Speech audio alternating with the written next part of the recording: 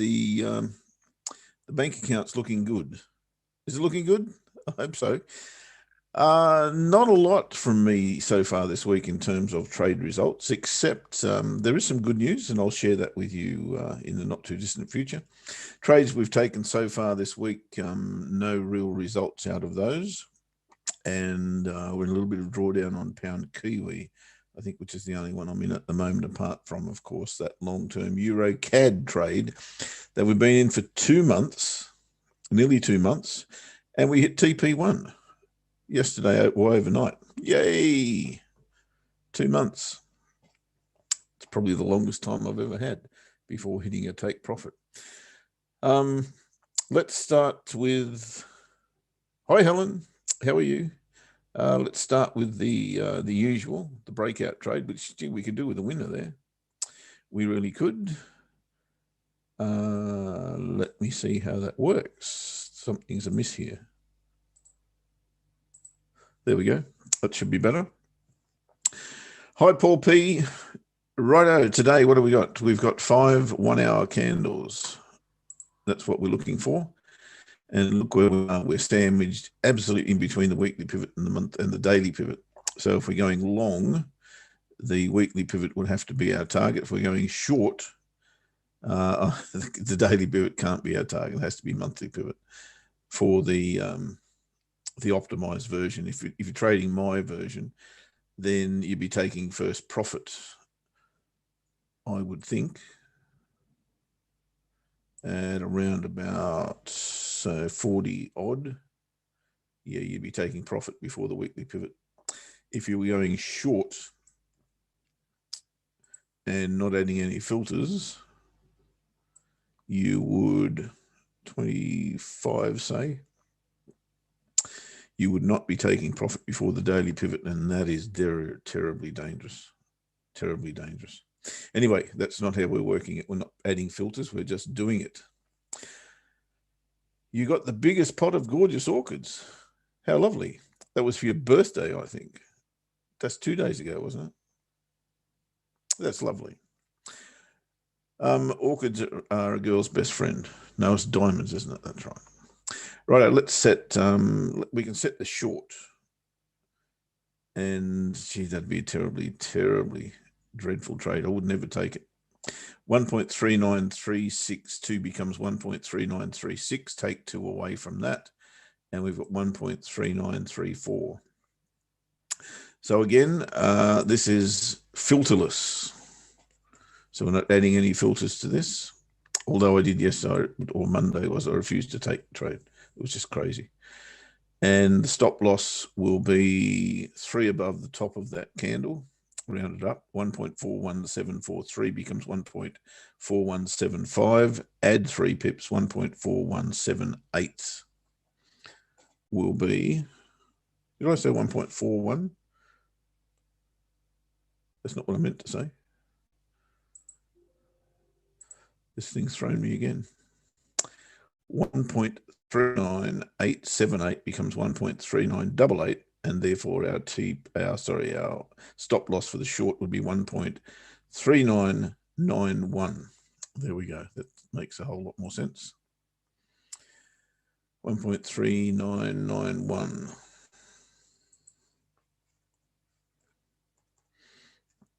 Okay. There is no take profit 1 on this particular form of the breakout trade. It is all out at weekly pivot. Now the short will be the reverse of that, of course, because we're trading the breakout of the last 5 bars, 3 pips above the high, 2 pips below the low. That takes us bang on the daily pivot just about, which I absolutely would never do if I was adding filters to this, but there you go. I better place that long just in case it does jump into being. So the buy stop is going to be at 1.3991. That's your entry, which it didn't do. 3991, and the stop loss is at 1.3934.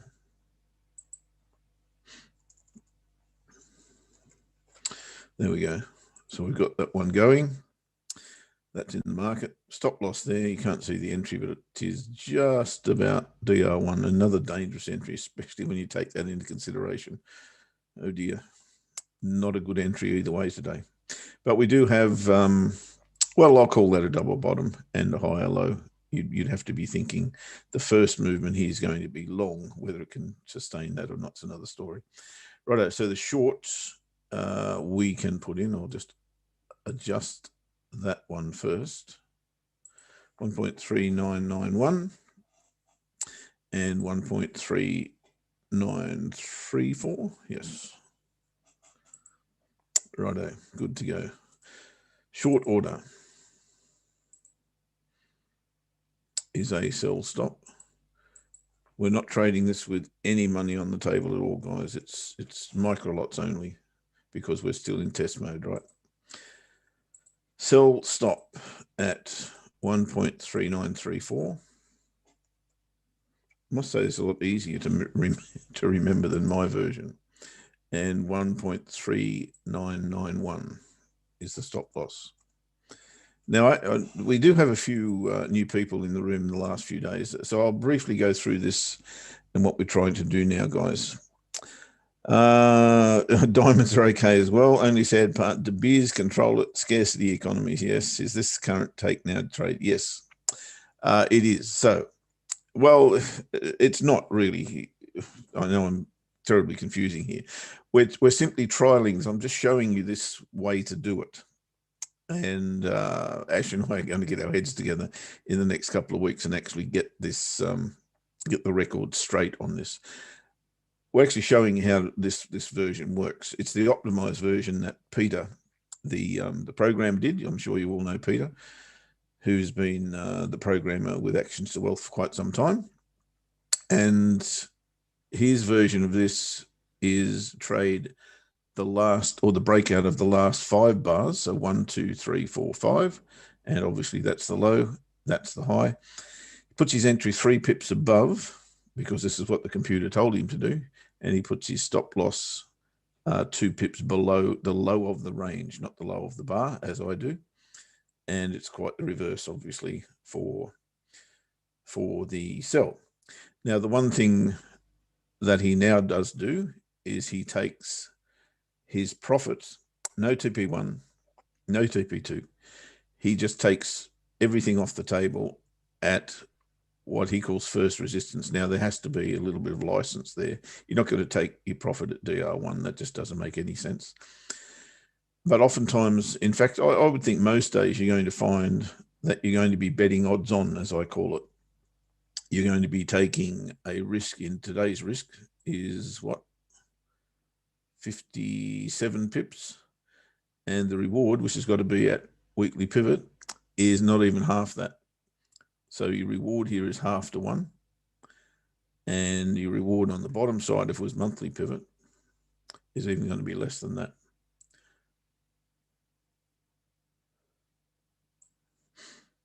What did I say? The risk was 55. Yeah, it's the same as less than half. So to my mind, you've got to be hitting probably 80, 90% to get that into a winning position. But his optimization assures us that it is a winning strategy. I think that needs to be tweaked a little bit personally, but, you know, I'm not going to argue against a computer or a person who programs them anyway. That's for sure. So I think we're probably just in a position at the moment where we're not getting big runs. If you grabbed hold of that one, then happy days. But, you know, at the moment, you're seeing all these little consolidating moves and indecisive moves. And therefore, your reward is very, very basic, given when you go into consolidation, the obvious happens. The daily pivot and the weekly pivot are close together. And if you're in it for a longer time, the monthly pivot joins them. So, you know, that's indeed how I guide or how I gauge what sort of a range that we are in, where the daily pivot and the weekly pivot are in proximity to each other. And then, of course, that flows on where they are in proximity to price. So I think at the moment, you're getting dreadful reward for your risk on pound US dollar on the optimized version, And I might just have a yarn with Peter in the next few weeks to see if that, because all he does is go click and changes one thing, and the whole dynamics change, and he can do that, in the flash of an eye. It's amazing to watch. So you can say to him, look, Peter, what if we went? What if the parameters said we go to DR2 every day or DS2 every day as a part of the breakout? He'd say, all right, let's try that. DS2, DR2, run the bloody back test, and suddenly it comes up with, whoops, your success rate drops to 40%, but your account balance is up 50%. So who am I to argue with computers? I'm not. My version, as I said, for those of you who are new to the show, and again, welcome to you. It's nice to have you on board. My version of this is to trade the last 3 bars, 1, 2, 3 in this case. And what I do is trade the low of the range, which of course in this case is that bar. Same entry, except I use just the bottom of the bar rounded down to the nearest pip, rather than going 2 below it. Stop loss directly above the candle, and first take profit is half of the risk. So in this case today, if we were going short, we'd be looking at a risk of 25, let's say 25. Therefore, we would need to take profit at 12 pips, which is about there somewhere. Highly dangerous from an analysis point of view in my book, but we're not adding that filter currently. So that would be my version. And as soon as you hit that, you then move your stop loss 12 pips from entry, giving you a free trade. If it does break through, then you've got a good chance of getting something out of it. And exactly the same in the opposite direction. You take the candle that formed the high of the last 3 bars prior to London Open, hourly candles we're talking about. So that becomes your entry above that bar to the nearest pip, stop loss below that bar to the nearest pip. In this case today, that would be 40 pips. So we take profit at 20, which gets us beautifully underneath the weekly pivot. So that I wouldn't mind doing at all. That would be cool. Yes, you've got to trade through that high, but I think the weekly pivot's probably a stronger level than that. And then same thing, take half off the table, and your second take profit becomes twice the risk. So in this case, 40 pips becomes 80 pips. That's your second take profit, which would be there-ish. And at that point, you move your stop to entry. You can take some more off the table if you wish, or you can say, well, okay, this looks like it's reversing. Let's just trail our 2 1-hour candles and see how far this can take us. And sometimes you get some nice results out of that. And the thing I think with that version is, if even you get 1 of 5 that actually go a decent distance, and the other, say you get 2 losses, 2 break evens out of the other 2, you're a mile in front trading that version. But anyway, Ash and I are definitely going to sit down one day in the not too distant future and tell you where all those stats lie at the moment, aren't we, Ash? We are, mate. Do you know what? Next week, I am pretty much back to normal, so we can meet after the show and run through it. And okay, cool. You can get yourself a beer, and I'll have something that's going to wake me up, and we'll do it then. What a good idea. A whiskey will wake you up. Yeah, it might actually. I don't have any whiskey in the house. I've not got a lot of booze in the house at the minute, mate. I don't know. Not sure. It's strange. I was listening to a podcast the other day, and somebody was saying about the amount of booze that they're drinking. They've been drinking a lot more during lockdown.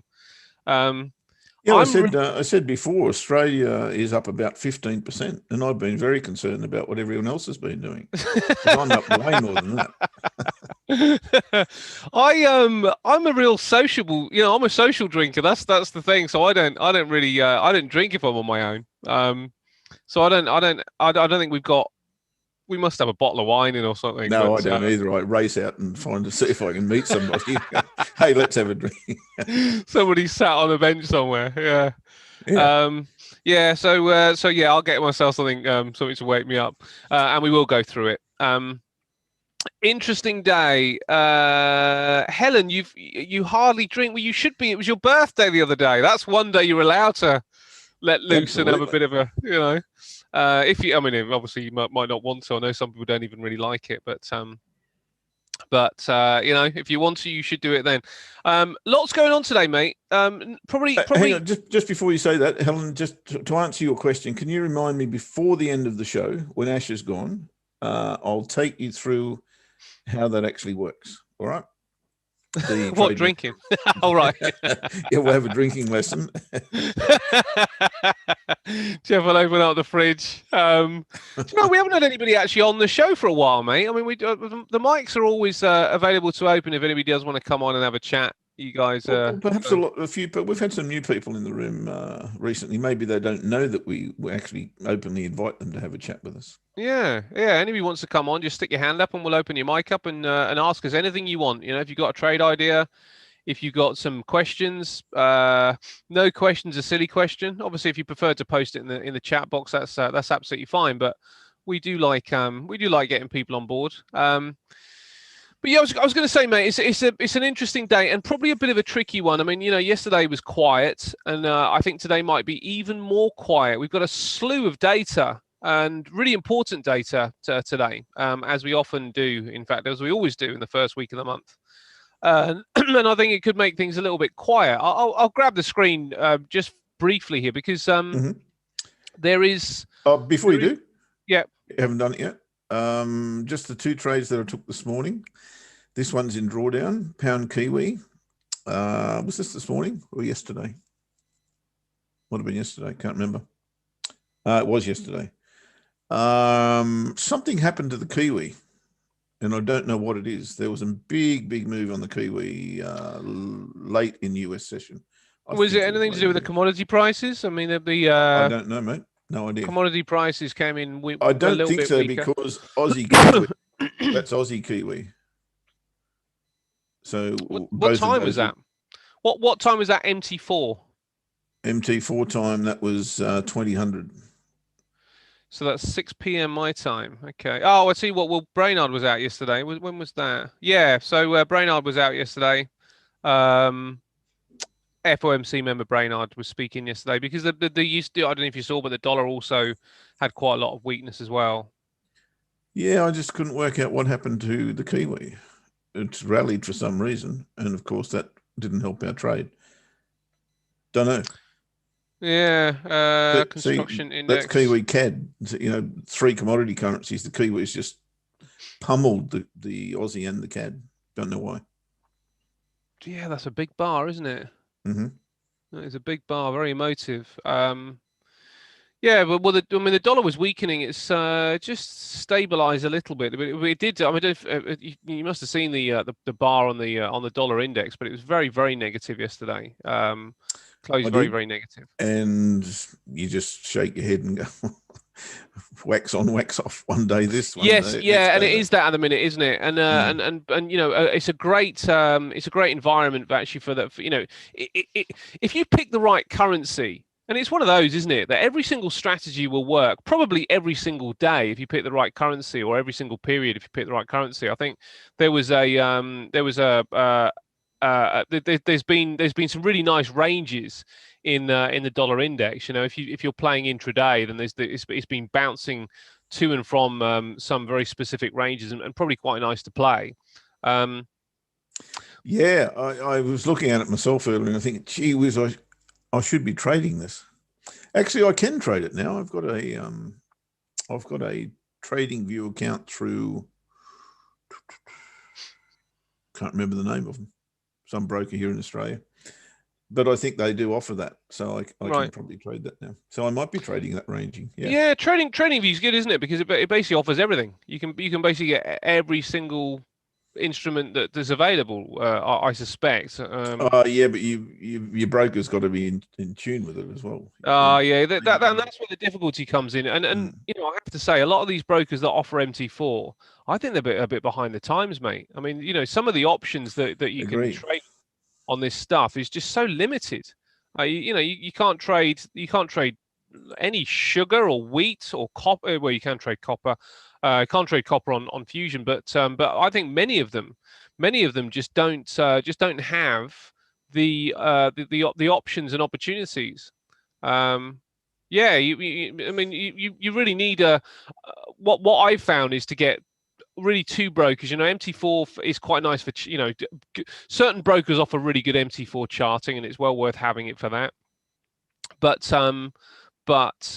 you almost need another broker just for some opportunities. I mean, I've got another broker that pretty much offers every time I post something in to try and find it, it's there. It offers just about everything that you can get around the world, not newfound gold, unfortunately. And that there has been a few that I've seen that are missing, but generally speaking, everything is available. But yeah, this stuff. Yeah, you don't have Bitcoin. Yeah, good point. I've got Bitcoin on my other MT4 account, and but it's quite rare. You don't have many of the others, and actually, the UK brokers have stopped allowing you to trade cryptocurrencies, and I don't know why that happened. In some respects, I was quite lucky they did, Are but in they another losing? respect, I don't. Do you know? Well, they shouldn't be, should they? Because they're meant to be trading one person against another. So I don't. They're I meant don't to know. be. I don't think it was that. It was some sort of regulation that was brought in by from a government level. Okay. From what I suspect. Um, but I was in a lovely little trade with something with a cryptocurrency that was going on, and then I got this email them saying you can only close your position, and I called them and I said, does that mean you're going to close my position in the new year? And she said, the lady said yes, but I've got a feeling that she was maybe not telling me the truth. And if I'd left it on, I would have made like a really, really good amount of money. However, what it did do was force me to go and buy the physical product rather than just trade it. I think we do find a few issues with some of these accounts not really offering all the options that you really need. If you're going to kind of like spread your portfolio around, you do need these other things that are available. But let's have a look through the charts, mate, because it's an interesting day. Now, first of all, let's talk about the data, and let's talk about which data is important. And let's go to the start of March. Now, this is so anybody that's new to trading. Zloty. What's Zloty? Oh, we don't have a dollar sing Bitcoin. I don't mind the Scandinavian currency. Yeah, absolutely. Yeah, yes, you're right. Yes, you're right. Yeah, there's a lot of opportunities on some of those smaller currencies, aren't there? You're absolutely right. So yeah, the Nokia. I'm not sure whether that's on this particular MT4 or not, but yeah, you've got the Hungarian forint. You've got the Czech koruna. There's a few out there. There's the rupee as well. The Polish zloty. Yeah, you're absolutely right. And the Romanian leu. There's the Swedish krona. I said about that one. So yeah, there's a few of them. There's a few of them out there that just aren't offered. So even if they're going to focus on currencies, you'd think that they would offer just about every currency you can get. Hey, Lewis, how you doing, buddy? Anyway, so if you're new to trading, let's just talk about some of the data. Now, we're not going to go through every single line of data here and right now because we won't have time. But what I will tell you is that if you are looking for reasons that currencies are moving and they're a bit more volatile than they have been, prior to when you've been trading, then just check what period of the month that you're in, because you will see that there are certain periods where more of the bigger data is posted, and it's usually week 1 and week 4. The first week, I should say, and the last week of each month. Now, the first week's really important. So if we go back to March the 1st, some of the really important numbers. So that the PMI data is now. If we focus on the United States, because most things are really kind of leapfrogging away, on what happens in the United States, then this is where we start to get. So on the first week of the month, you're going to get final manufacturing PMI, ISM manufacturing PMI, and some of these ISM manufacturing prices as well. So that's the manufacturing. And then if we go into day 2, so we're just focusing on the States here, we have Brainard speaking and Daly speaking. There will normally be an FOMC member speaking in the first week as well. And then when we go to day 3, this is an important number, ADP non-farm employment change. And this will be quite pivotal today, because this is one area where the market hasn't really shown signs of life, oddly. If you go back to what we've had posted so far, ISM manufacturing PMIs, now 60, that is 10.8 above the all-important 50 mark. Now 50 shows, anything above 50 shows expansion, anything below 50 shows contraction, and the fact that we've got this kind of expansion is a significant print, and obviously we've just come off quite a significant point economically. But if you look sort of like, this is a high number. If you just look at the green line, then you'll see that there are most things are falling below that number. Most of the bars are falling below that number. So that is a high number. And yes, it's coming from a very low base. So it's relative. The expansion's relative. It's not relative. It's not just is it expanding by I don't know, $10 trillion or whatever a week. It's comparative to what it was on the previous print. But that is a good print and a good read for expansion. So ISM manufacturing is showing that the United States in this particular area is growing quite significantly. Maybe even back to where it was previously. And then when we go to what we've got today, this ISM services, again, the previous print was way above the 50 mark, and you can see, it's if you look across the green line, this is a high print that we've had last time. Does it continue up here? Looking at manufacturing, it suggests it probably does. I mean, this is the highest print, this one that we've had really for a year. That was the last time, over 2 years, sorry. So let's watch out for that one. But this is the most important one really at this moment. It doesn't look like it should because it's orange, but the anything to do with employment at this particular stage is really pivotal, because there has been decent expansion in the things like services. There's been decent expansion in manufacturing, and there's been some expansion also in CPI data. So, in some of the consumer price index as well. But what we've not seen is the labor market come back, and that's really important. There's a lot of slack, and just to give you the glossary, if you like, when they're talking about slack in the labor market, what they're saying is that there's a lot of people that are waiting for jobs. There's a lot of people in line for each one position. So slack in the labor market is something that the market does not really want. It won't be able to hand if the numbers come out and the markets and the economy starts to overheat and the central bank has to react. One of the tools it has is to put up interest rates, as many of you know, and if they do put up interest rates, then that is going to really affect the people without jobs. They probably won't be savers. On the whole, they may well have mortgages. They'll certainly have. So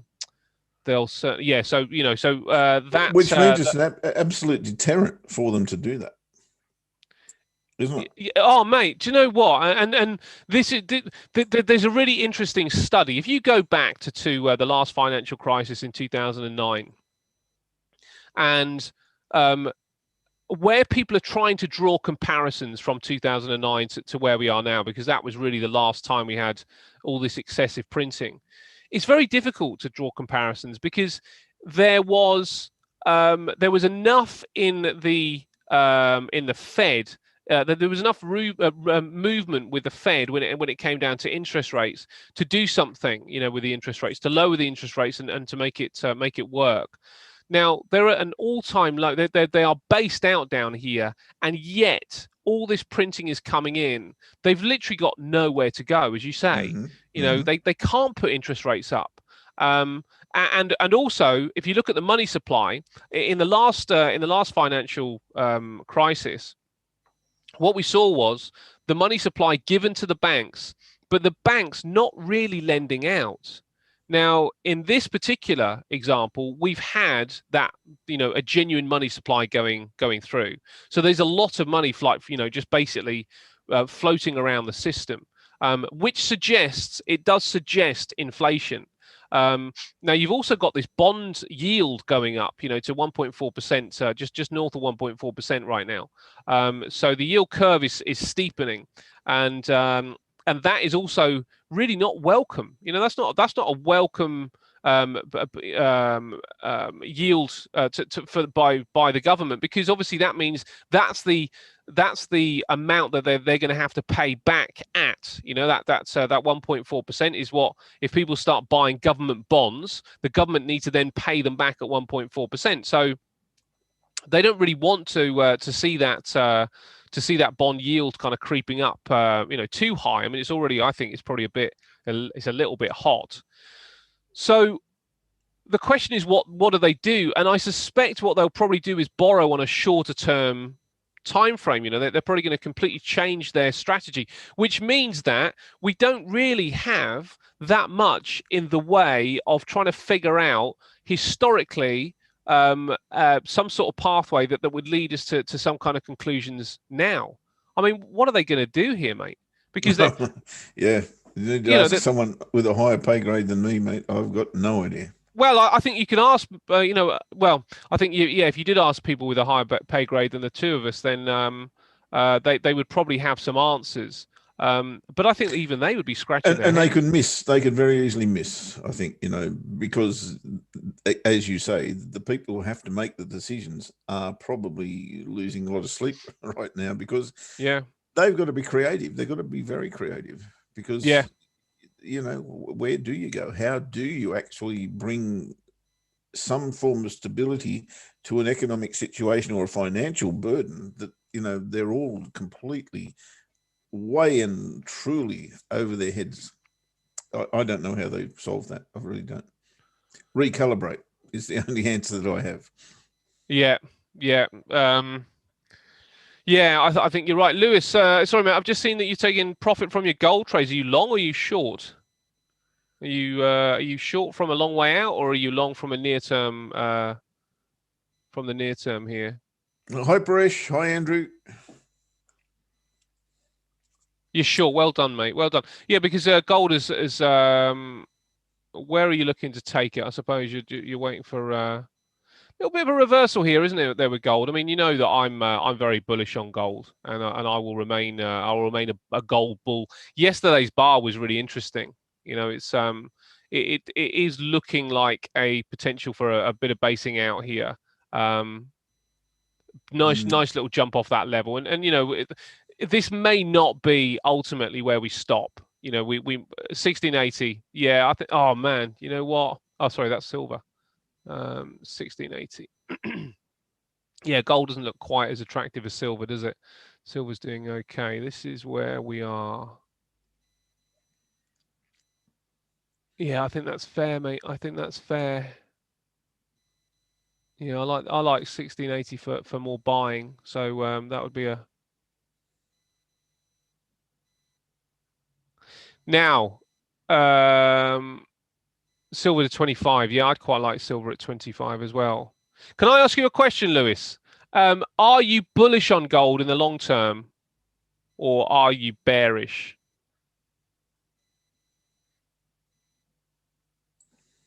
Because that could define something for you. So just having a look. So we just talked about some of those numbers. Now let's have a look around the grounds and see how that's affecting things. I think the pound yen is probably one of the trickiest things to try and get on board. Pound yen is at a potential area for some reversal here. We've got this high here, and we try to get through this point once. So we've got a nice horizontal level here. That was support. Support became resistance. Does it become resistance again? I suspect it probably will. And the other thing about this, we talked about the head and shoulders pattern. That's a really nice breakdown of the head and shoulders pattern. So there's the right shoulder over here. I mean, I've got kind of fed up with trying to trade this, but I may get tempted back in now. It's back at this particular price point. There's your head and shoulders going on there. And great price to try and get in at. So maybe, anything that would look like a reversal in this area looks pretty good. If you were to add a Fibonacci level as well from the highs, I'm going to have to get rid of these drawings. Just make sure I've got the high. The fib is at 61.8% retracement. So this is a great place. Lots of confluence here. Great place to go short. Now it's just a case of, do you get the setup that you want in this area to go short? But a really good place to go short, or, all the way up. I would have thought back to the highs. This is looking a little bit under pressure here. Bullish if I go to 1680 first. Yeah, first I want XTI to 56. Okay, well, let me just make a quick suggestion, Lewis. See if you like this or not. So if you like gold at 1680, the way that I would play this, now I don't know where you went short, so that might dictate what you're doing. But if you went short, let's say you went short somewhere around here, so you got some room, you got plenty of room, and it comes down to that 60-80 level. Let me do it with MT4. Comes down to your 60-80 level, so around about down here. Comes down to around about that point there. Now, this is just a potential suggestion if you fancy it.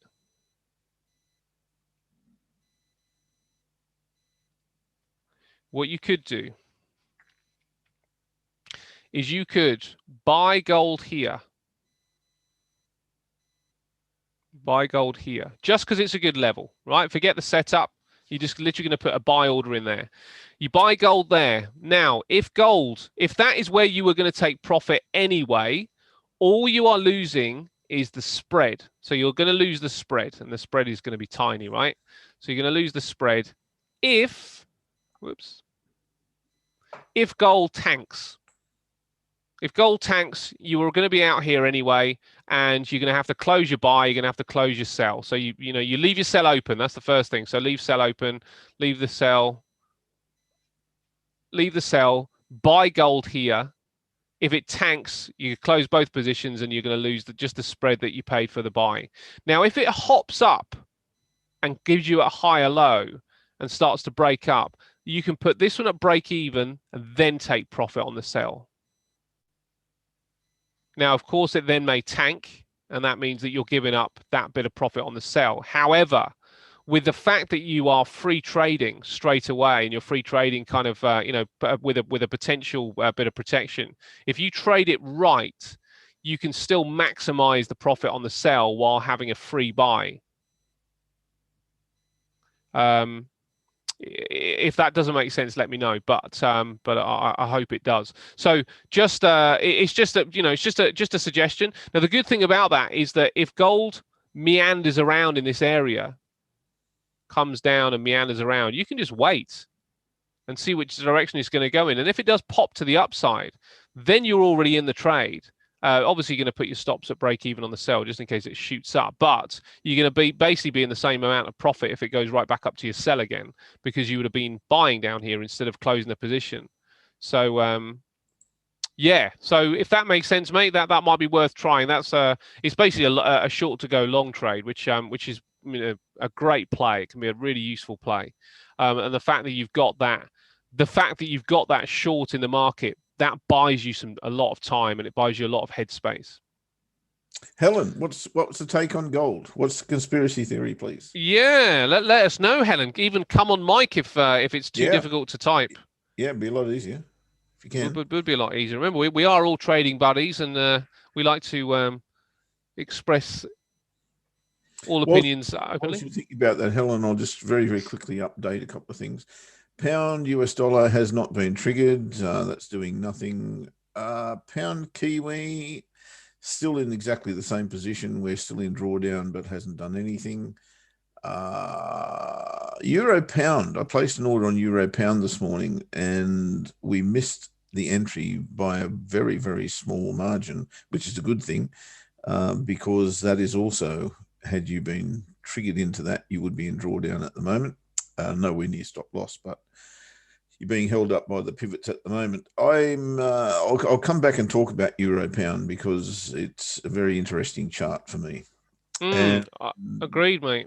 you weren't in Ash when we've been in Euro CAD for 2 months, nearly 2 months. Yes. Yeah. Yeah. You We told hit me. Yeah. Yesterday you we were hit saying about TP1, buddy. We hit TP1. nicely done, mate. Well done. Well done. Just goes to show what diligence. Now, just this is really for you as much as everybody else, Jeff. This is talking about some of the numbers today. This is what we got from the UK, the annual budget. So this is one of the reasons that I'm not that keen on trading the pound yen short, even though I think the fact that the budget is going to be released probably puts the pound in a bit of a holiday period until we do get the annual budget release as well. So important. Talking about important numbers. This is a big one. This is a big one. That's a big release today from the UK. Oh, yes. I did read a little brief article about a headline more than an article about that. And I thought they would put a little bit more emphasis on it than needed to be, but you're saying that's for good reason. Sorry, what do you mean, mate? Well, the journalist or the economic commentator, whoever it was, was putting a lot of emphasis on that. I see. Yeah. And I thought it was probably not as big a deal. But you're saying it will be. Yeah, I think it will. I mean, it might you never know with these things, do you? Because they have played their cards fairly close to their chest during this period. But I think it probably will be quite a big deal because there has obviously been a pandemic to fight, and while there's been in a way kind of budgets that were unscheduled, as the chancellor had to get involved in the economy. This is really the big one. Where do we go from here? Now we've kind of got maybe a better base point, and what's he going to do from this point? Because he could give another stamp duty holiday, which would boost the housing market. He's potentially going to increase the furlough scheme. Tax is going to be the interesting thing. Does he start to tax now? If he does start to tax now, where will the tax burden mainly be shouldered? And at what rate as well is that tax going to start coming in? Because this is what we were talking about earlier.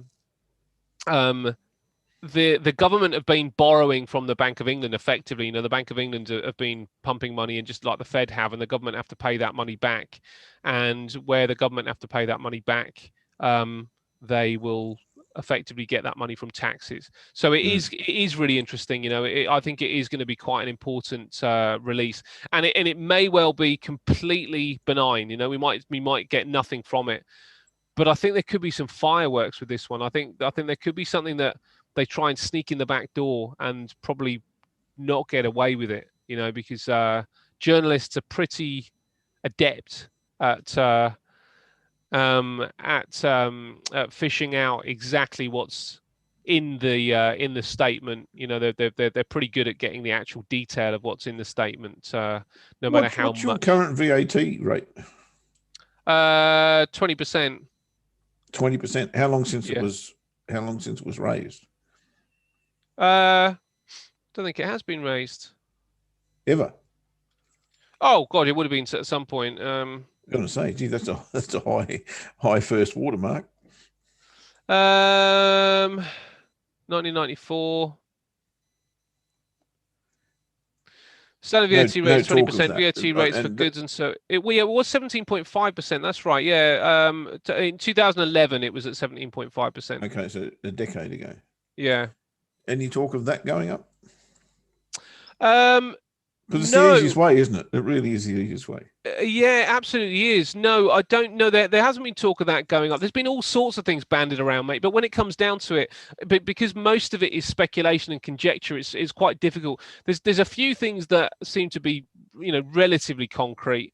But there was talk about them, going after pensioners and getting the money that way. But the wealthier pensioners getting money that way. I'm going to say that'll be really popular. Yeah, well, they do need to be a little bit difficult, but everything's about timing, isn't it? And Boris Johnson's. Someone's got to suffer, and they're going to die anyway, right? Well, this is the thing, and Boris Johnson's public rating right now is pretty good. You know, I think that people are fairly pretty pleased of how the vaccine rollout has really become the story, and people are, you know, they've got very short memories. But his current ratings are pretty good, and Keir Starmer, the opposition leader's current ratings aren't very good at all.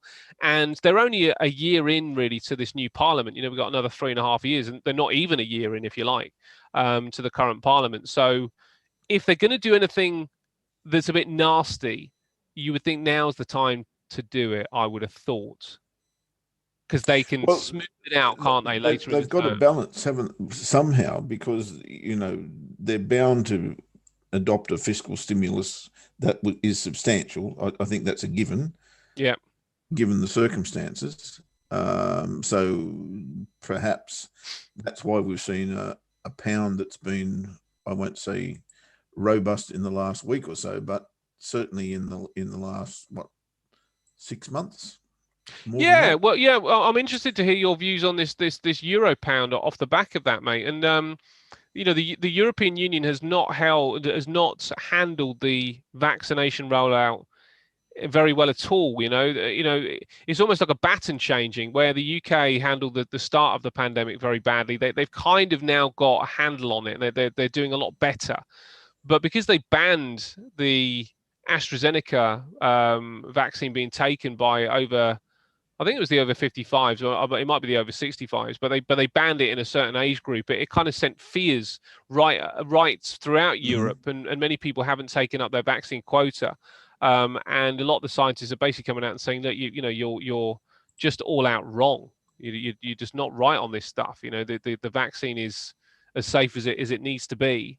And we're starting to see, you know, data coming through here that hospitalization has just fallen so dramatically. You know, it's plummeted, and it's showing that the vaccine rollout has been widely, you know, it's been a success, you know, and a pretty significant success. So the European Union are way behind with this stuff, and I don't know whether that comes into your thinking when you're looking at the euro pound or not. But I'm interested to get your take on the euro pound, because I look at the euro pound regularly. Now, obviously, we've got this trend line here that we're stuck against. But if we look back to what happened during the referendum, this was the price of the euro pound. Does it come all the way back down here? I'm not so sure, but I would have thought at least a kind of test of something in this area is likely over the course of the next 12 months to 12 to 24 months. So I would have thought, but I don't know what your take on it is. Are you ready for it? Yeah. Okay. I'll give it to you. Let me share the chart. This is purely technical, nothing more than that. I haven't really taken anything else into consideration, and it's a short-term play. But it's super clear to me, and I really went through this morning. I thought, well, hang on a minute. What have we got in front of us? We've got a market that has got no idea what it's doing this week anyway. But where in the bigger picture are we? And the chart that you just had up showed to me quite clearly what I'm probably about to address, and that is a range that sits in here very, very closely. There's probably two ranges actually, and kind of start over there, and that's the one I'm looking at. There's probably a bigger picture which does confuse the issue, and it starts in the same place, but it's also down here. So that does confuse the issue. And once I look at that, I think straight away that we've got two scenarios. One is we break through here and go to the bottom. The other is we bounce off here, put in a lower high, then go to the bottom. I'm not thinking we're going long at all above these highs, but I do see this bar, this bar, this bar, and I think, okay, we need a little breather here, because we have had support and resistance through here historically for 5 years? Yeah, 5 years. So, and that bar there suggests that they're not ready to go beyond that level at this point. And I'm not saying that they're not going there, because I believe they will, and maybe Yeah, beyond, as you say. But yeah, at this very moment in time, I see the potential for another lower high to come in here, and that's what I'm wanting to play. Maybe up to mm, there, to that level there, and then when I go down to the smaller time frames, I see a rejection bar there, and the daily chart really does give it to me, where yeah, we've come back inside that range with, is that a morning star for you? yeah, and a very significant one, because it didn't just go into the body of bar one. It smashed through the Yeah. highs It hammered and it, didn't it? closed Yeah. there. Yeah, And then it's put in a higher low here. yeah, and it's above that weekly pivot now as well, isn't it? Yeah. So I thought if I got my entry above that bar, and I like to trade black reversal bars when we're going long, Mm, that was just a clear picture for me. yeah, It hasn't yeah, triggered. We're still in consolidation. The big and one what's the worrying issue for me is the resistance dead ahead, which is the monthly pivot. mm, So my first reward here is just absolutely up to SH12. It's terrible, absolutely mm, terrible. But if it does go the distance to where I think it'll go, which is last month's monthly pivot, really, then mm. for the risk that I'm taking, you're going to get a pretty decent reward out of it. I like that, mate. And as I say, I think today could be the catalyst. If it's to go, if it is the catalyst, you'd think that it would clear that monthly pivot and then possibly start to consolidate just above it, and then we'll start to see a bit of a climb. Yeah, well, Um, in all reality, the monthly pivot's 2 days old. yes, that's right. Yeah, that's right. Yeah, yeah. So not really established. No. Yeah, So that level's really not there yet in my mind. This one yeah. is. That one Do you there know? is. And actually, I might well join you here if we break through the monthly pivot and come back and retest it. Then Yep, that's also a way to trade this, isn't it? definitely. Yep. Yeah. Um, And Lewis, probably a far better one, really, at the end of the day, because that dreadful reward that you're taking for your first take profit here is going to destroy your reward to risk ratio anyway. So maybe mm, that is the way to play it. mm, And you've also got a trend line or a trade line coming through there as well. mm. So yeah, same thing. Break, Yeah, retest, go. yeah. I like that. Yeah, that does look pretty good, and it's possible that, yeah, if it can get up to that trend line pause there, come back to the monthly pivot, then that might be that might even be the entry. But I do suspect it could be today, mate. It might well be today. I'm not exactly sure what time.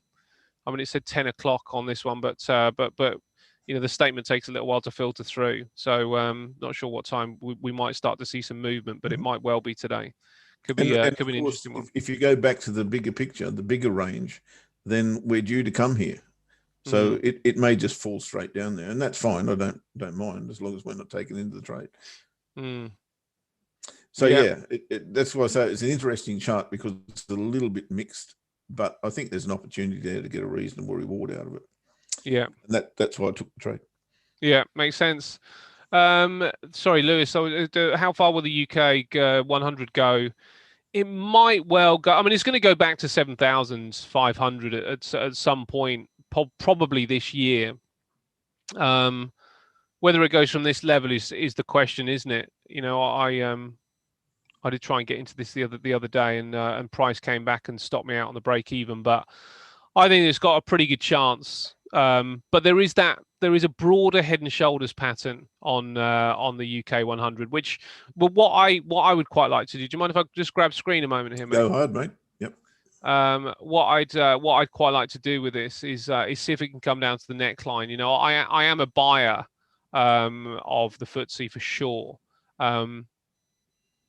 I would just like to see whether it would just come and give me one more opportunity somewhere along the neckline. I'll be a buyer here without any problems whatsoever. um, could have got that one, but difficult one really. To sort of say that was going to be the low. It wasn't that obvious. Obviously, we did try and get it the other day, and we got some profit out of it, but it came back at us. but will it get through this high? And it could. There's nothing at this stage suggesting that the FTSE's coming back. It might get affected by the US market, and I still think that if you're going to go short anything, then the Nasdaq looks like a really good prospect to attempt to go short on. Quite a lot of bullish price action today so far. So it's going to take something. I don't know what. It's going to take something, and but if it comes down to this level again, then I would be a buyer. But that's because I think we're going back here. So depends on how you wish to control your risk, but I think that we're traveling all the way back up to the 7,500, and I think we could be there, as I say, by year end. FTSE's been a laggard when it comes down to the other markets. It hasn't done the same thing at all. I mean, when you look at the weekly, actually, that's a symmetrical triangle, and that looks a lot more attractive now, doesn't it? I mean, that looks like this is the low end of the range, and that's the we're nearer the upper end of the range. So if that can come down to the lower end of the range, right to the lower end of the range, it didn't quite come down far enough, then I am a buyer of the FTSE for sure. And that would, depending on when we broke out, that would lead us back to these highs as well. That gets us within a couple of hundred pips. So only what 3%, 2.5% or something like that on a measured move. So I like the FTSE. I really like it for a long. I have still got a long from this level down here that I'm holding on to, but I was hoping to add to the position. I haven't been able to do that as yet. I also like the Russell 2000. I'm not sure you can trade it on this. No, you can't. But I like the Nasdaq for a short. And this might be the one the one thing that helps the FTSE come down a little bit to give us a decent price point. But you can see here that there is a pattern potentially forming on the Nasdaq. So it's suggesting that there is weakness. It's rejected this area now twice. It's tried to get back up there. It tried to get back up there yesterday. Didn't manage to do it, and it's rejected it. But I'm not sure whether it's come quite far enough or not. It might have done. The Nasdaq short always makes me a bit nervous because it's the hardest one to short. But I was really looking 61% retracement if I could get it, because that left shoulder concerns me. To get short a bit earlier, it does concern me, because that's a whole 300 pips away pretty much. How you can hold the UK for so long? Oh, do you know why, Lewis? It's because I got a really good price, and the reason that I'm holding it is because we're not at that 7,000 area yet. I haven't even moved stops at this stage because we're not there yet. And really, what I want to do is, I think because I got such a good price, it was the low of the year. I think I managed to get. Was it the low of the year? Not quite. Oh, no, it was last year, so that was the low.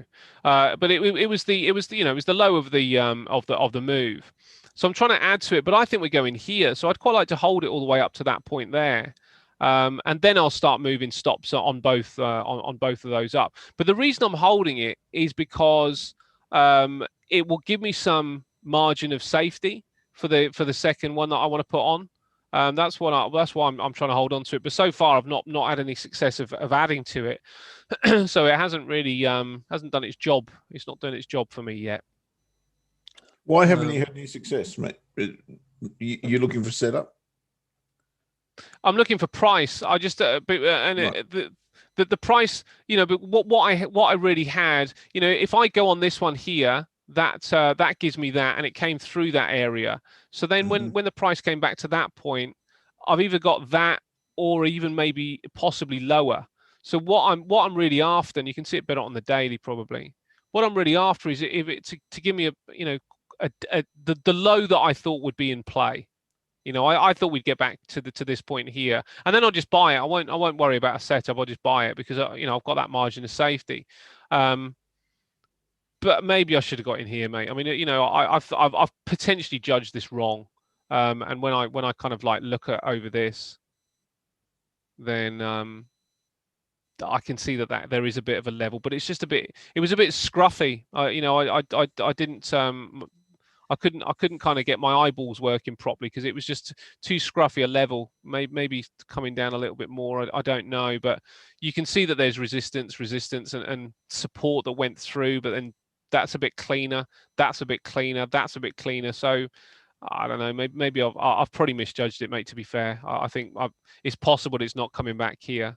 I'd love it to, but I don't know if it will. And if it does, I'm probably going to end up buying at this point anyway, because then it'll get close, and I'll be close enough at that point. But it was looking a little bit far away. Maybe not. I don't know. So yeah, I think I've misjudged it. But the other thing is the bond yield going up was concerning me, and I thought this is one of the reasons that because this was driven really by that yield going up. On top of other things, but that was the big thing that people were getting out of some of those growth names. So I thought maybe we'd get something a bit deeper. I wasn't quite sure how far it was coming down. So to kind of fail, I suppose the second time of asking, because that'd be the first time of asking, to fail, the downside at the second time of asking, it caught me a bit by surprise. So I think I might have to say that I've messed that one up. It happens. Yeah. But I've still got one position on. So, and the other thing is, you see, I'm not just trading the FTSE. I'm trading certain things within the FTSE. I've got some stocks within the FTSE. So my thinking as well is that I do have exposure. I have other exposure to the market than not just the FTSE 100 itself. I've got some others.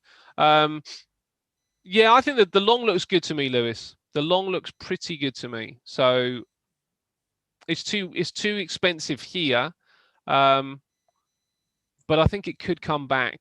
Sorry, if it comes back, I should say, if it comes back, then I will just go. I'll go in and I'll use the low as my margin of safety.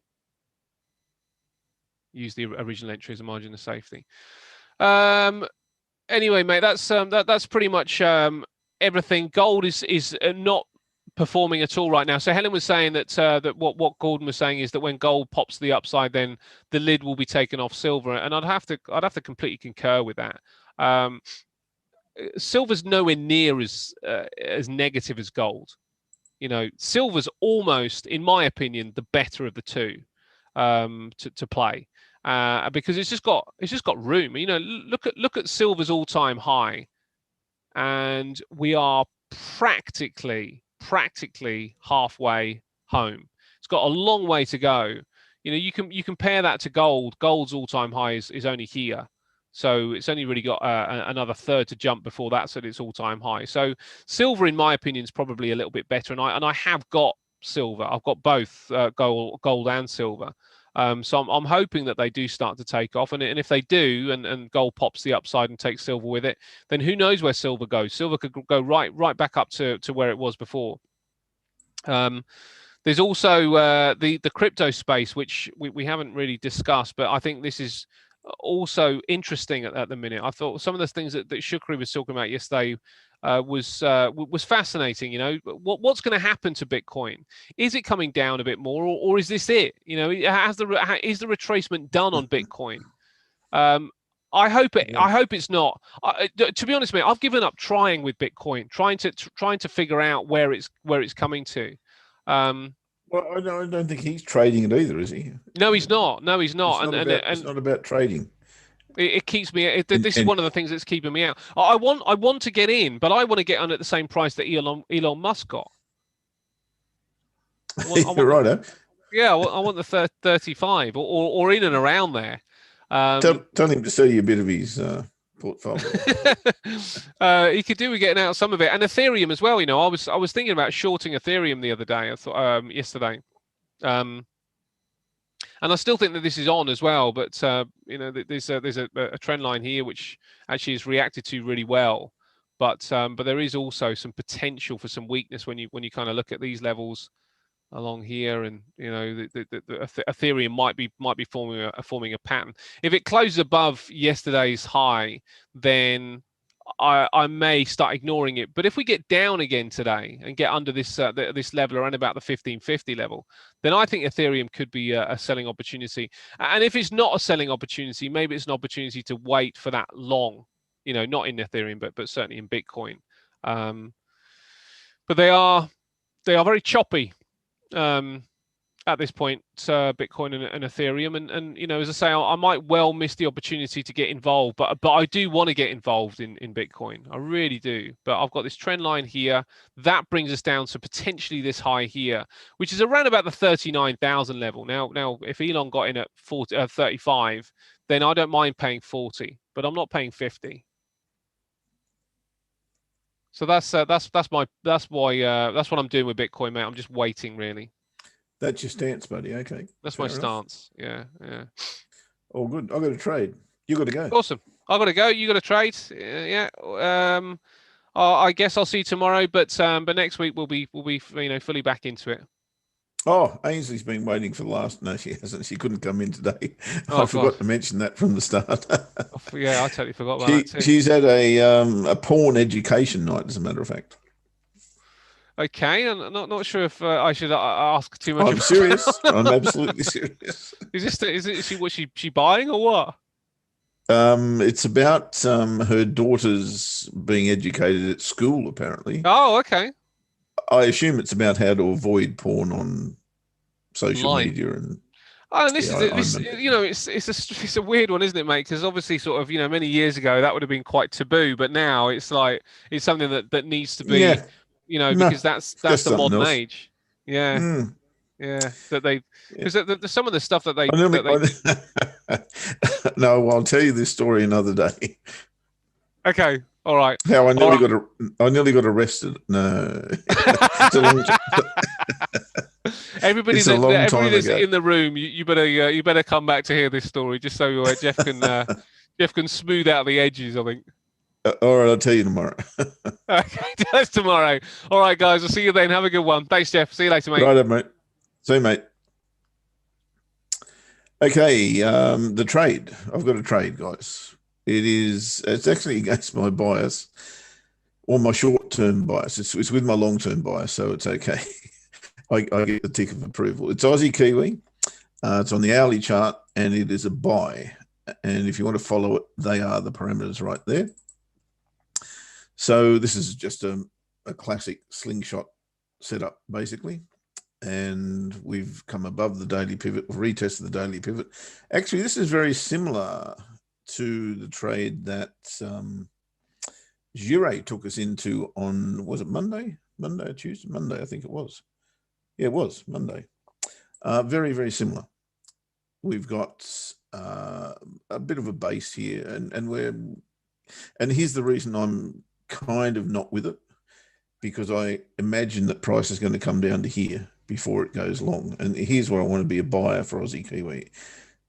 So I'm far more interested in this level than I am the level that we're currently at. But that said, and I've got no idea what caused this yesterday with the Kiwi. The Kiwi just went nuts there for a while. So that's kind of telling you we need to be a little bit light-handed here, not heavy-handed. But I do see this going back to this level, maybe retesting that and then giving us another lower high or an equal high based on that candle. I think that can be retested for reasons that maybe the market, like me, doesn't know why it actually happened. But I think we can hit this level here, and if that's the case, we will be out and money in the bank. So then I'll be looking probably for shorts. Then I'll be looking for longs down here. So it's a little bit against my range trade, but not so much. Entry level 107.40, and the stop loss is at 107.24. I haven't actually placed it myself. Shivers, I better do that. I'm thinking something like 0.5%, something like that. You can trade on this. I think that many lots gets me 0.5% on this account. And the entry is at 1.0740. And the stop loss is at 1.0724. So 16 pips of stop loss. I better check that. I'm not sure that's right, but I'll check it. There we go. So stop loss 1.0724, that's correct. And the entry is 10740, that's also correct. So 16 pips of risk. The first take profit level, and this is where you guys will go, what? Why is he doing that? Is at 107.47, which is there. And the reason, because I don't want to trade through that high. That's the reason. And at that point, those of you who don't know how I trade, you'll take profit there of half of your stake, and you will move your stop loss. What is it? 7 pips. 7 pips from entry. So 7 pips underneath your entry level. That means you'll be in a free trade if you hit TP1, and then when you hit TP2, which is, I haven't put that level up there, but that level is 107.71, we'll call that. I'll put that up there. That's target. It's not TP2, it's target. So all out there. 1.0772.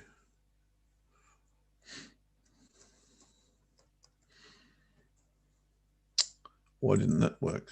Oh, because I'm up there, you maniac. Yes, I often talk to myself like that. Oh, 1.0772.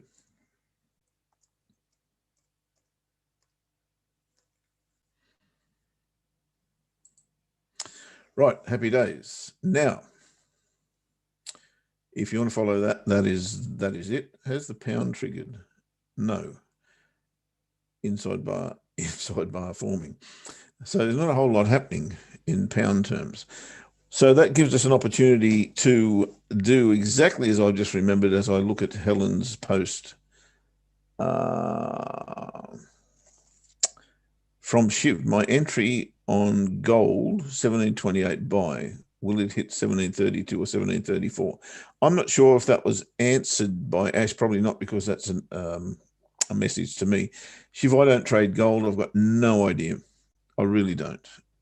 So I'd rather not give you my opinion, because my opinion counts for very little. It really does. It really does. I can give you a technical opinion, but gold is a lot more than technical, very volatile.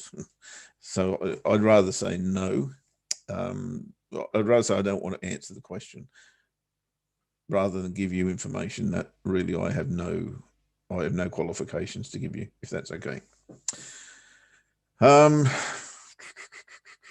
Right, trade manager for Helen. I've got a bear chart somewhere. Yes, I do. Okay, so Helen, what was the issue when we're trading the breakout trade? Is that right?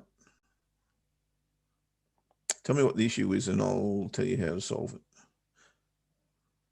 Well, I hope I can tell you how to solve it. I'll probably need a new chart. So we'll charts window. We will go template me.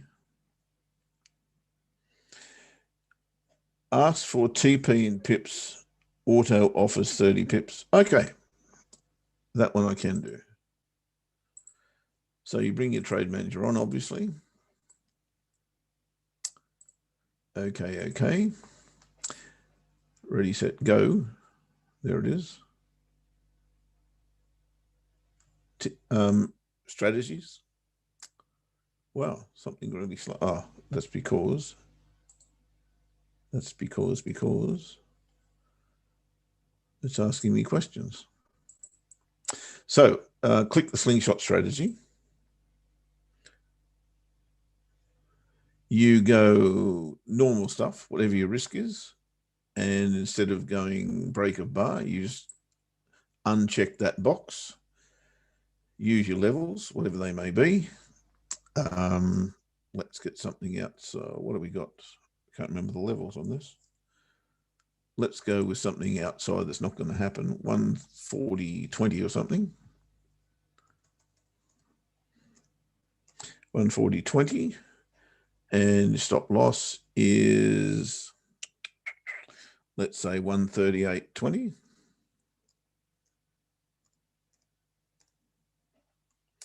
Get rid of take profit pips because we don't want to know about that. So just ditch that. Then you go to TP1. Ask for TP1 in pips. Auto offers 30. Yes, it does, dependent on the time frame you're on, right? So if you're on a 30-minute time frame or an hourly time frame, it shows market entry. Yeah, the bad term. That's just a bad term, Helen. It's actually not market entry. It's the price you put in here. And I've got no idea why they call that. It's not, you're not going in at market, no. I never, ever, ever, ever, repeat that, ever, ever, ever go in at market. Never. Did you get that? I don't go in at market price. So it's not market price. It's whatever you put in here. That's what will be recorded and triggered. So then you just go, I never use, well, that's not true. These are defaults, right? And they're based on history, and the history, quite frankly, is a little bit old or long in the tooth these days. And it's not relevant for every currency pair.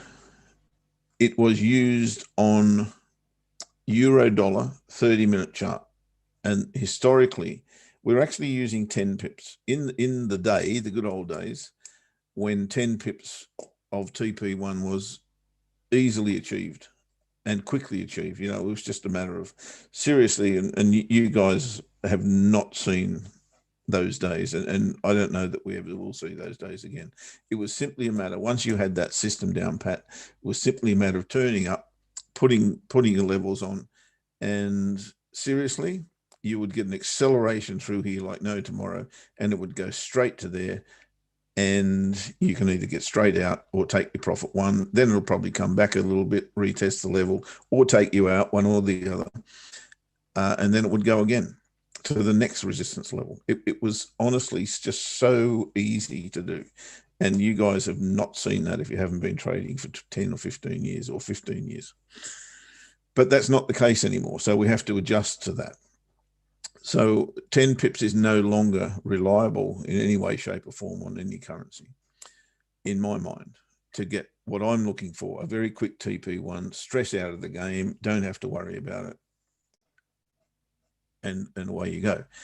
So now we've nominated 6 pips on a 30-minute or 1 hour chart. But if you're on a 4-hour chart or a daily chart, you'll notice those are different, of course. The take profit level, or the target, if you like, is indeed set at 30 pips on a 30-minute chart. And there's good reason for that. And I don't have time to go into it, but it's based on ATR/DR1, DR2. So there's always resistance ahead of you.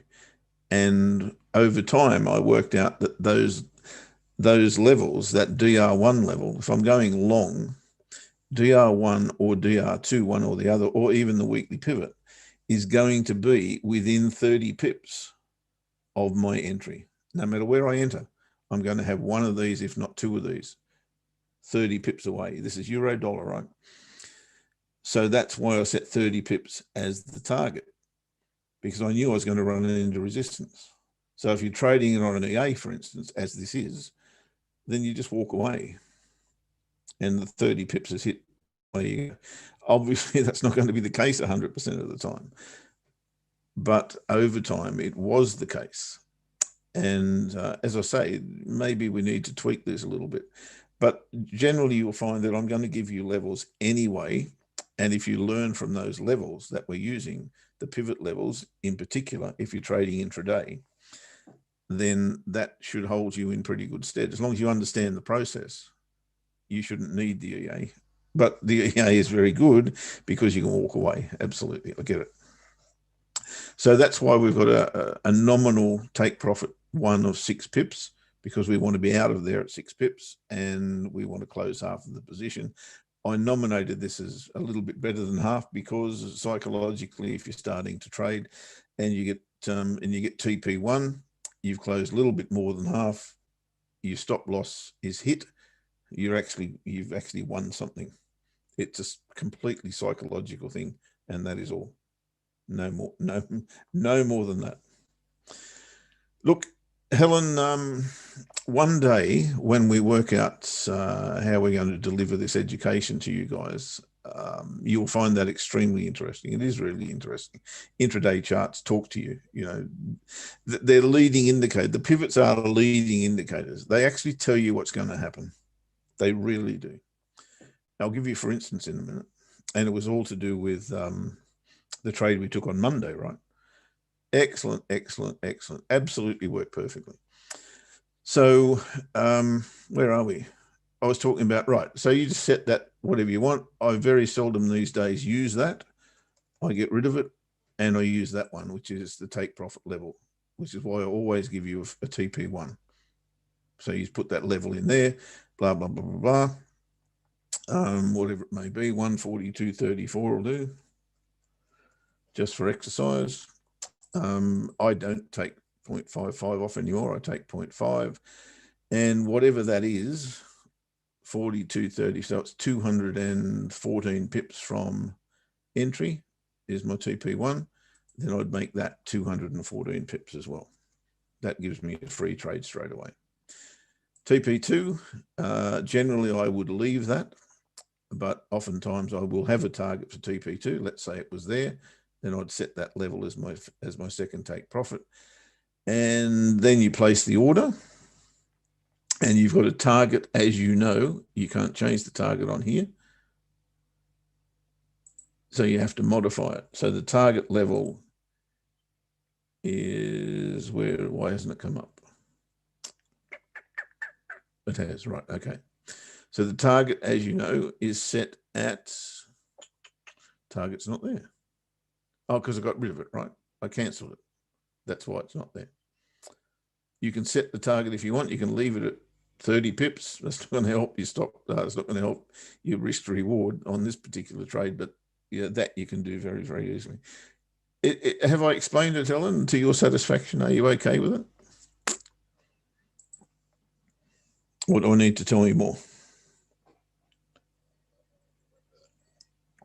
And I was going to say something else that crossed my mind then, and I can't think of what it was. Somebody might remind me of that. Aussie Kiwi, no entry. Pound, no entry. Pound Kiwi is not moving. How did you get the second box under the entry level? Okay. Let's go back there. On, what was I on? This one. Okay, so second box under the entry level. Let me start again. We'll cancel this, right? Oh, it's already deleted. It's not there. What am I looking at? Oh, this is the pound. Gotcha. Right, so pull me up when I get to what you're talking about. Entry level, right, so we get rid of break of bar. As soon as you uncheck break of bar, you ask for an entry level and a stop loss. You put those in, right? I think you're talking about the next screen, perhaps.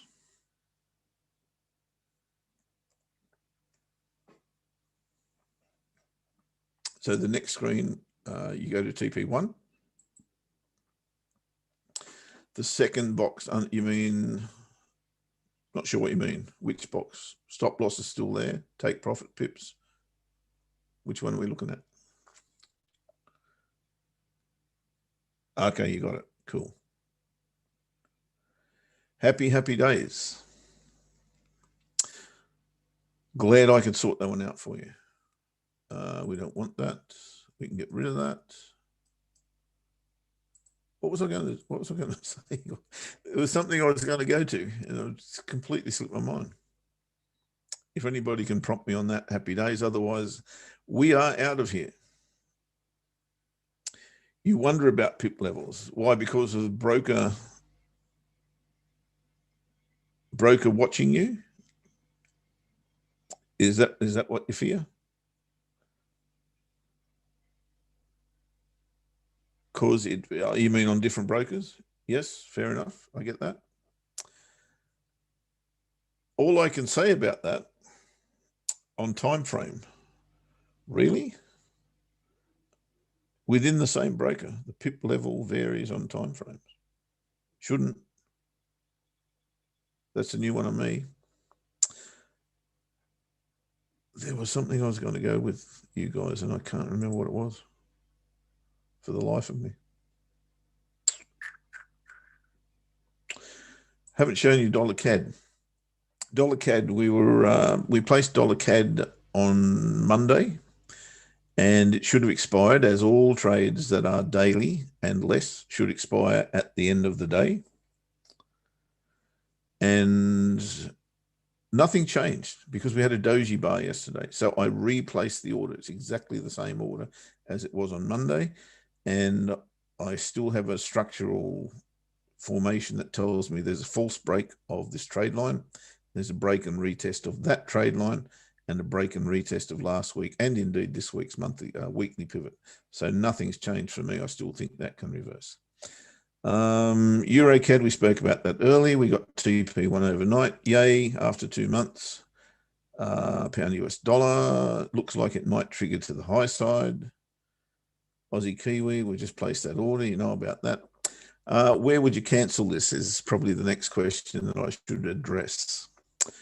I think once that level's taken out, which is that massive bar that happened late in US session, if that's taken, so if there's a close below that, then yeah, cancel your order. Pound Kiwi, not much to do there except wait, and hopefully we'll get a nice rally through our entry point. Swissy yen, I'm looking for a higher low here, but there's nothing on show there on the daily chart. Maybe that's for tomorrow. That looks interesting. If that bar were to close as it is in 37 minutes from now, I would place an entry above it. Stop loss below that bar. Take profit 1, just under the weekly pivot. Take profit 2. Let me have a look at that. Yeah, no, that'll be target. That'll be target. Monthly pivot's target. So entry here, stop loss here, TP1, target. Pound Swissy. Oh, that's what I was going to show you, right? So this was a classic example of that. Now it's since gone on with the job, but we don't know that at the time. So if you're trading intraday, and Jure pointed this out, right?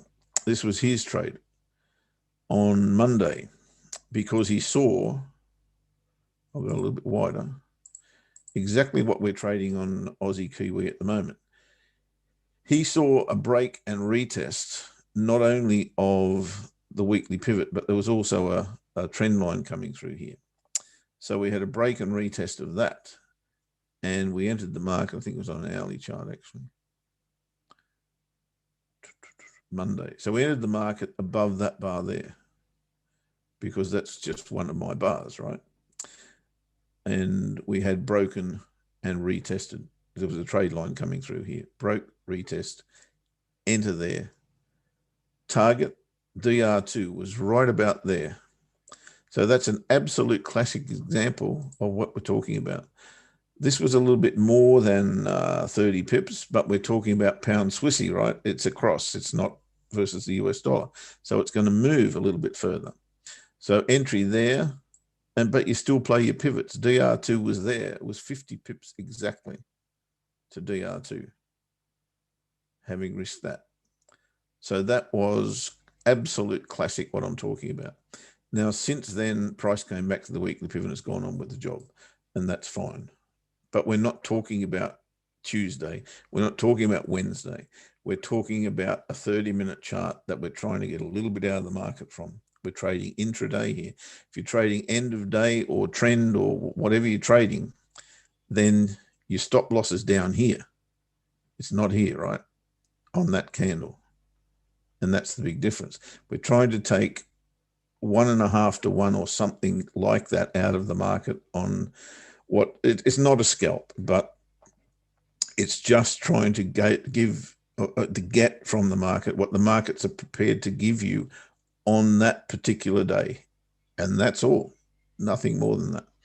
If you want to trade something else, obviously there's other considerations. But for me, for the 30-minute strategy or the hourly strategy, that's what you're trying to do. Nothing more. Doesn't matter what happens after here. Doesn't matter.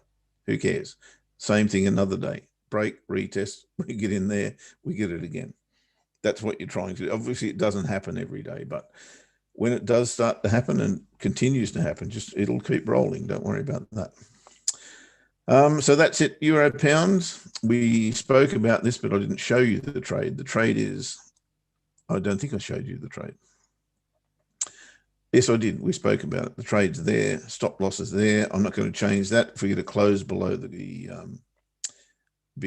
stop loss, then I would indeed close the order. But until that happens, I still think this has got plenty of opportunity to go long. So that's where we're at, guys, or that's where I'm at on this Wednesday. And it's hump day. Let's see if we can get over it, eh?